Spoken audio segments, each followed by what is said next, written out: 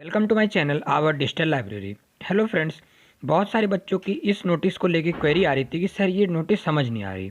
Actually ये notice eligibility है कि किन बच्चों को रजिस्ट्रेशन प्रोसेस कराना है और कितने परसेंटाइल पे ये होगा, मतलब किस बच्चों ने कितना नीट पे जो परसेंटाइल आया है उसके हिसाब से उन्हें न्यू रजिस्ट्रेशन कराना है, प्रीवियस रजिस्ट्रेशन, या फिर वो एलिजिबल हैं या नहीं। तो हम इसी की बात करेंगे। तो सबसे पहले आता है अनरिजर्व्ड या ईडब्ल्यूएस कोटा की। ईडब्ल्यूएस मतलब होता है इकोनॉमिकली वीकर, यानी जिसकी इकोनॉमी कम है, जो एक नया भी सेक्शन चालू हुआ है।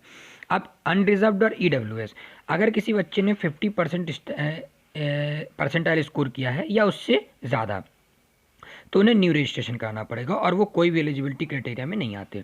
फिर अनरिजर्व्ड और ईडब्ल्यूएस, अगर वो 40 से 50% पाएँ, इसमें दो लाइन है, उन्हें प्रीवियस रजिस्ट्रेशन कराना कब पड़ेगा और कब न्यू रजिस्ट्रेशन। तो जो बच्चों अनरिजर्व्ड ईडब्ल्यूएस के हैं वो 40 से 50 परसेंटाइल स्कोर किए हैं तो प्रीवियस रजिस्ट्रेशन कराएंगे, तो उन्हें न्यू रजिस्ट्रेशन की नीड नहीं है। और वो मगर क्यों, मतलब वो एलिजिबल तब होंगे जब वो अदर क्राइटेरिया को फुलफिल करते हों, और जो 40 से 50 में जो क्राइटेरिया नहीं कवर करते होंगे तो फिर वो न्यू रजिस्ट्रेशन कराएंगे and eligible if furthering other criteria. फिर आता है अनरिजर्व्ड ईडब्ल्यूएस एंड पीडब्ल्यूडी।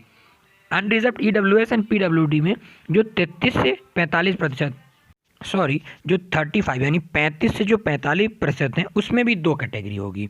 एक जो प्रीवियस रजिस्ट्रेशन और न्यू रजिस्ट्रेशन। प्रीवियस रजिस्ट्रेशन वो कराएंगे जो प्रीवियस रजिस्ट्रेशन करा रखे उनको नए रजिस्ट्रेशन कराने की आवश्यकता नहीं है, और जो कराएंगे तो फिर वो दूसरे क्राइटेरिया के लिए एलिजिबल होने चाहिए। फिर आता है रिजर्व कैटेगरी के लिए, तो 40 से 50% न्यू रजिस्ट्रेशन कराएंगे। एलिजिबल कब होंगे कि only for the general category, जो जनरल कैटेगरी के होंगे वही एलिजिबल होंगे if fulfilling the other criteria.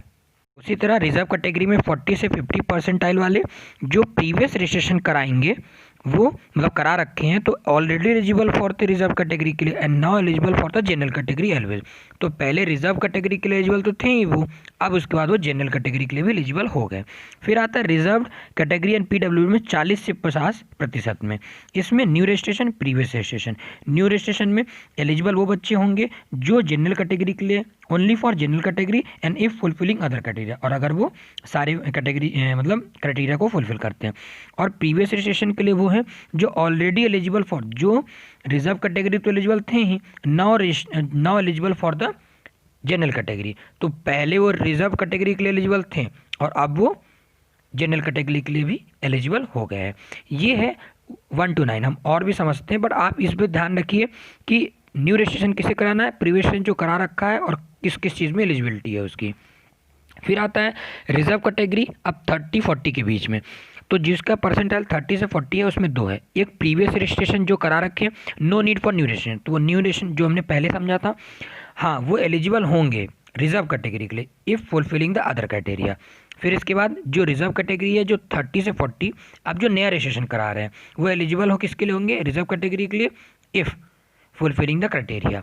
अगर रिजर्व कैटेगरी पीडब्ल्यू की बात करते हैं, पीडब्ल्यूडी में 30 से 40 परसेंटाइल में previous registration, no need for new registration, तो न्यू नहीं कराना, वो किसके लिए एलिजिबल होंगे, रिजर्व कैटेगरी के लिए इफ फुलफिलिंग द क्राइटेरिया। अब जो न्यू कराते हैं वो रिजर्व कैटेगरी के लिए एलिजिबल होंगे ही। फिर आता है अनरिजर्व ईडब्ल्यूएस, जो 30 से कम है या 40 से जो कम है वो नॉट एलिजिबल पाए होंगे, न्यू और प्रीवियस के लिए, दोनों के लिए।